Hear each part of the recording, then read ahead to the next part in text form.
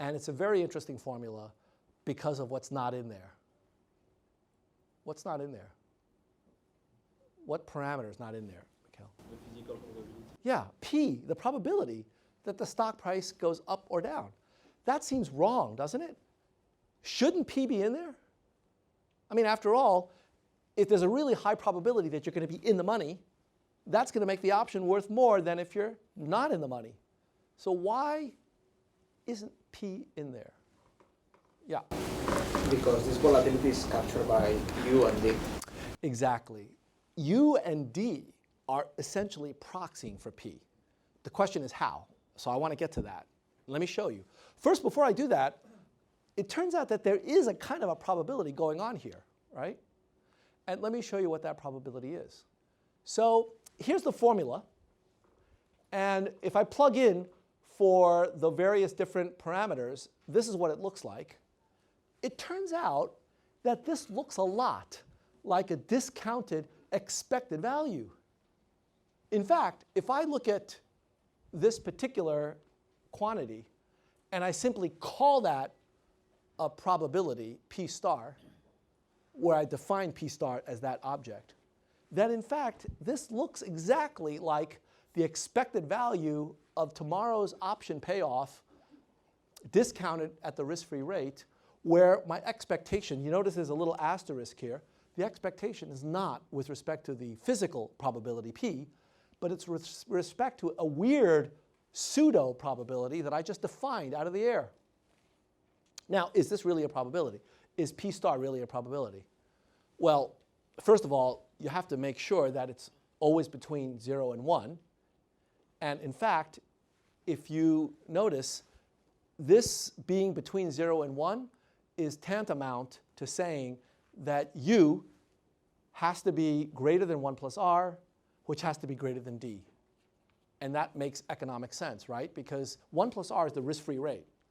So if D is greater than the risk-free rate, then nobody would ever buy the bond. The worst case scenario of a stock will be better than risk-free borrowing and lending. And so the risk-free asset couldn't exist. Similarly, if U were less than 1 plus R, nobody would ever buy the stock. Because in the best case scenario, you're going to be actually earning less than risk-free borrowing, so the stock is not going to exist. You only have bonds. So this actually is a kind of a probability, but it's not the actual probability. It's a pseudo probability.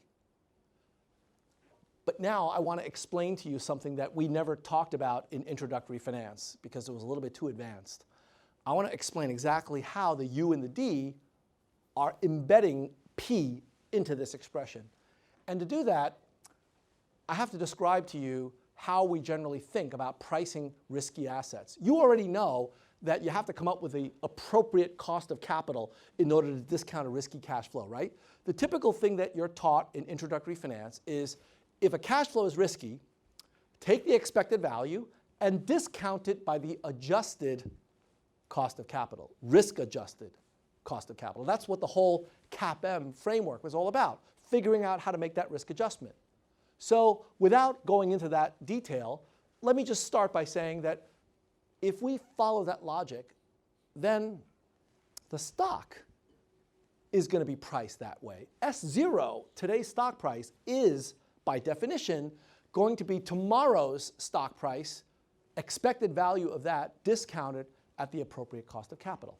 So S0 should be equal to 1 plus big R, and I put it in red to emphasize the fact that this R is a risk-adjusted cost of capital. I'm not telling you how to adjust the risk just yet. I'm just simply telling you that this is risk-adjusted cost of capital. And the expected value of tomorrow's stock price discounted at the risk-adjusted rate is equal to today's stock price.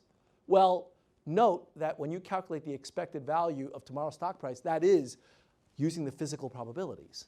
And then when we discount it by the cost of capital, this is what's contained in S0. So if you've got S0 in your option pricing formula, you don't need the physical probabilities. Today's stock price proxies for all that you need because what we're doing is pricing the option relative to the stock. And I know this is a little bit complicated. It's actually quite deep from the economic theory point of view. So let me try to describe it to you using an analogy that happens to be actually perfectly accurate, okay? And the analogy is this. Suppose that the price of a 6-ounce bottle of ketchup is $1.99. That's what it is in the supermarket. Anybody have a guess as to what a 12-ounce bottle of ketchup will be approximately?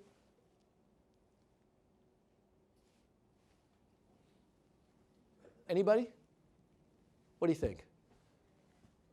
$3.99, $3.98, $4, yeah, around there. Maybe it's a little bit less, maybe it's a little bit more, depending on whether people like the convenience of a 6-ounce bottle or they prefer, having 12 ounces all at once. But roughly speaking, if a 6-ounce bottle of ketchup is worth $2, roughly speaking, a 12-ounce bottle of ketchup is going to be worth $4. That's not very hard, is it? Because you know what a 6-ounce bottle of ketchup is worth.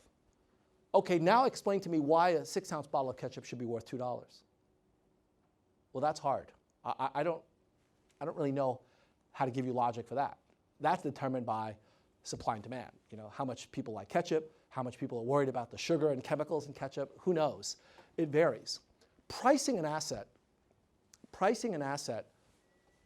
all on its own, without reference to anything else, that's actually hard. Pricing an asset relative to another asset, that's actually a lot easier. Because somebody's already done the hard work of figuring out what the physical probabilities are and what the risk-adjusted cost of capital is. They've already done the valuation to say that a 6-ounce bottle of ketchup should be worth $2.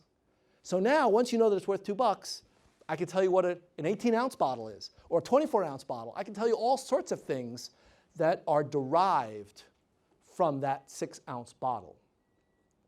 In fact, certain economists have actually tried to denigrate option pricing theory, calling it ketchup economics.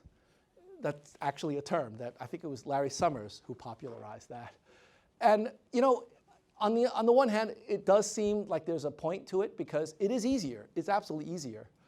But option pricing is a lot more than just ketchup economics. It actually gives you a manufacturing recipe for constructing all sorts of other ketchup-like products that you can use and figuring out exactly how you can price it and hedge the businesses when you implement those kinds of strategies. So in a nutshell, this is why when we look at this simple binomial option pricing formula, the physical probabilities aren't there because they don't need to be there because we are pricing this by arbitrage. We're pricing it by saying, as long as today's stock price is priced correctly, I can price all of these other things relative to that thing.